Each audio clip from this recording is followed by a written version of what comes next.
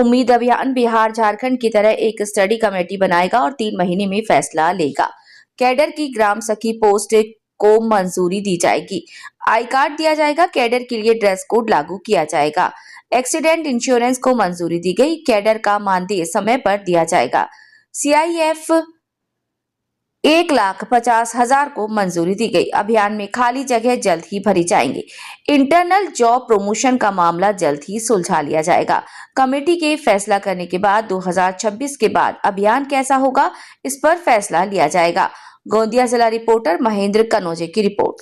की हे अभियान कायम राहिलं पाहिजे त्याच्यासाठी जी समिती स्थापन केलेली आहे त्या समितीने अभ्यास करून तात्काळ अहवाल सादर करावा असं साहेबांनी आजच्या बैठकीत सूचना दिलेली आहे। त्यामुळे त्या समितीचा अहवाल देखील आपल्याला पुढच्या 2 ते 3 महिन्यानंतर त्या कालावधीत मिळेल। दुसरी मागणी जी होती की गाव व प्रभाग स्तरावरील जे आपलं केडर आहे या केडरना ग्राम विकास विभागाचं केडर म्हणून ग्राम सखी म्हणून मान्यता मिळावी, तर ते देखील या ठिकाणी मंजूर झालेला आहे। याचा शासन निर्णय पुढील 2 दिवसात निघणार म्हणून साहेबांनी सांगितलेला आहे। त्याचबरोबर जसं आशा वर्करचा ड्रेस कोड ठरलेला आहे, अंगणवाडी सेविकांचा ड्रेस कोड ठरलेला आहे, त्याच पद्धतीने उमेद संघटनेने देखील ड्रेस कोड ठरवावा आणि त्याला मान्यता देणार म्हणून सांगितलेलं आहे। आपली पुढची मागणी जी होती की उमेद अभियानामध्ये कार्यरत सर्व कंत्राटी कर्मचारी म्हणून आपण जे काम करतोय त्या सर्वांनी म्हणजे त्यांच्यासाठी बिहार आणि झारखंड राज्याप्रमाणे जो काही निर्णय आहे त्याचा अभ्यास करून पुढील 2 ते 3 महिन्यात त्याचा निर्णय आपल्याला त्यांचा अभ्यास करून लागू करू असं देखील सांगितलेलं आहे। त्यामुळे आपली प्रमुख मागणी जी होती ती KRA फक्त वार्षिक वेतनवाढीसाठीच लागू राहील आणि त्याचा निर्णय देखील पुढच्या 2 महिन्यात अहवालानंतर सादर होईल। तसेच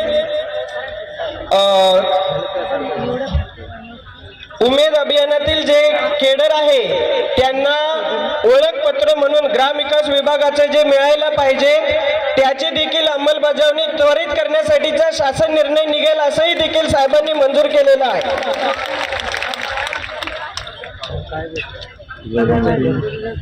केंद्र शासनाचं जे नवीन HR मॅन्युअल आलेलं आहे त्याचा अभ्यास करून पुढील 2 महिन्यात त्याची अंमलबजावणी केली जाईल असं देखील या इतिवृत्तात लिहिलेलं आहे। अभियानातील आपल्या कर्मचाऱ्यांच्यासाठी जो अपघात विमा आहे तो लागू अगोदरच केलेला होता, त्याला देखील मंजुरी दिलेली आहे आणि आपल्या केडरच्या सर्व माता भगिनींच्यासाठी माननीय पंतप्रधान महोदय आणि माननीय मुख्यमंत्री महोदयांनी लखपती दिदी होण्यासाठी जी महत्त्वाची आपली मागणी होती की आपल्या सर्व स्वयंसहायता समूहांना आता जो 60,000 रुपयाचा CIF मिळतो तो 1.5 लाख रुपये प्रमाणे दिला जाईल। फक्त त्याच्यासाठी पुढील आर्थिक वर्षात शासनाकडे निधीचा प्रस्ताव सादर केला जाईल आणि तो टप्प्याटप्प्याने सर्वांना वितरित केला जाईल। आपली ही या आंदोलनाची प्रमुख मागणी होती आणि ती देखील पूर्ण झालेली आहे। म्हणजे SHGतल्या खऱ्या अर्थाने ताई लखपती दिदी होण्यासाठी मोठी आर्थिक तरतूद जी काही आहे ती देखील यामध्ये मंजूर केलेली आहे। उमेद अभियानातील जे CSCचे आणि अभियानातील कंत्राटी बांधव या ठिकाणी काम करतात तर त्यांचं मानधन देखील विहित वेळेत व्हावं याच्यासाठीच्या सूचना देखील या इतिवृत्तात दिलेल्या आहेत।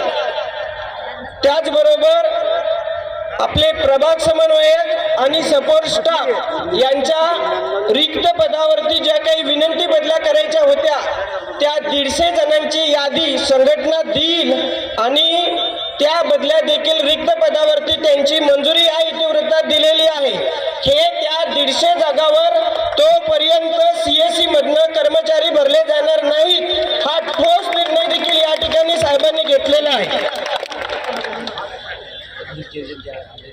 आणि उमेद अभियानातली जी आपल्या सर्व कंत्राटी बंधू भगिनींची इच्छा होती की आम्ही गेली 10-12 वर्ष काम करतोय आम्हाला देखील IGP लागू झाली पाहिजे. तर IGP प्रक्रिया लागू करण्यासाठीचं जे काही डॉक्युमेंट आहे ते तपासून तात्काळ याची पुढील 3 महिन्यात अंमलबजावणी केली जाईल असंही साहेबांनी या ठिकाणी आपल्याला दिलेलं आहे.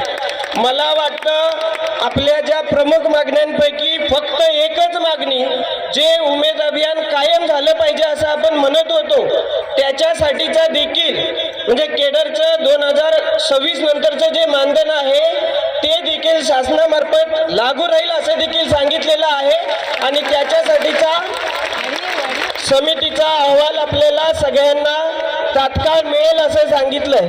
फक्त मी जे काही आता बोललो हे मी बोललो नाही, मंत्री महोदयांनी बैठकीमध्ये जे निर्णय दिले ते इतिवृत्त मी फक्त वाचून दाखवण्याचा प्रयत्न केला.